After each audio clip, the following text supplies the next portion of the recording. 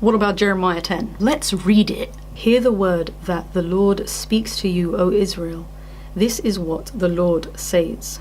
Do not act like the other nations who try to read their future in the stars. Do not be afraid of their predictions, even though other nations are terrified by them. Their ways are futile and foolish. They cut down a tree, and a craftsman carves an idol. They decorate it with gold and silver, and then fasten it securely with hammer and nails so it won't fall over. Their gods are like helpless scarecrows in a cucumber field. They cannot speak, and they need to be carried because they cannot walk.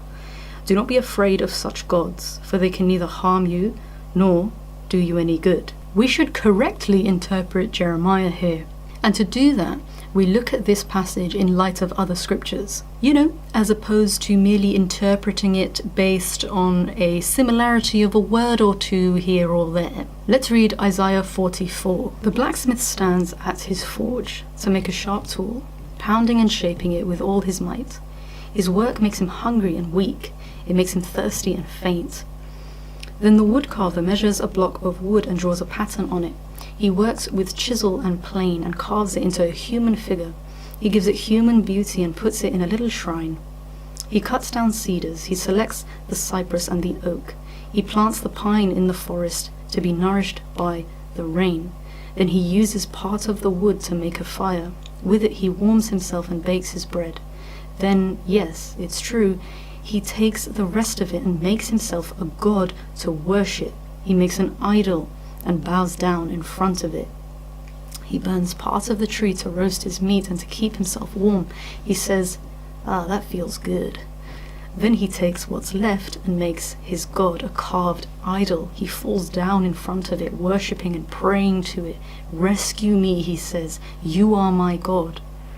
Such stupidity and ignorance. Their eyes are closed and they cannot see. Their minds are shut and they cannot think.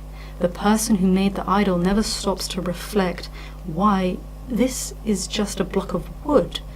I burned half of it for heat and to bake my bread and roast my meat. How can the rest of it be a god? Should I bow down to worship a piece of wood? This poor, deluded fool feeds on ashes. He trusts something that can't help him at all. Yet he cannot bring himself to ask, is this idol that I'm holding in my hand a lie? Love her.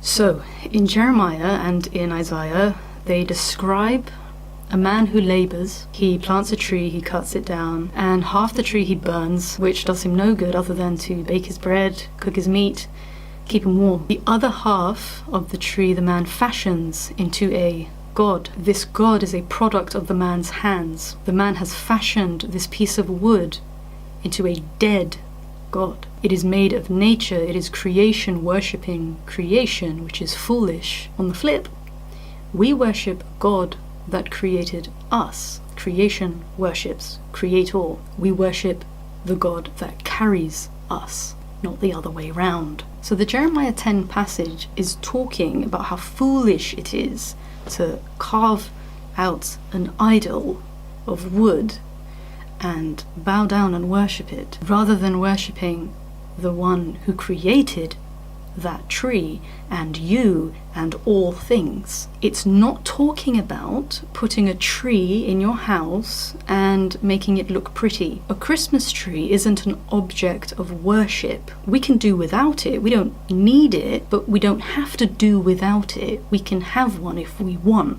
It's not an idol as the Bible describes idolatry. We do not profane the Lord by bringing a Christmas tree into our homes and decorating it. Now, if you refrain from having a Christmas tree in your home because it weighs on your conscience, okay, that's fine. Don't have one. That's on Romans 14-15. But here's the thing, if you're going to try to condemn Christmas or Christmas trees based on Jeremiah 10, throw out all of your wooden furniture, do not decorate anything you own, live in a white cube. Be consistent, that's all I'm saying. Christmas trees. Idols? No, unless you're bowing down in front of it and praying to it and asking it to rescue you, which, again, if that's what your Christmases are like, see you later.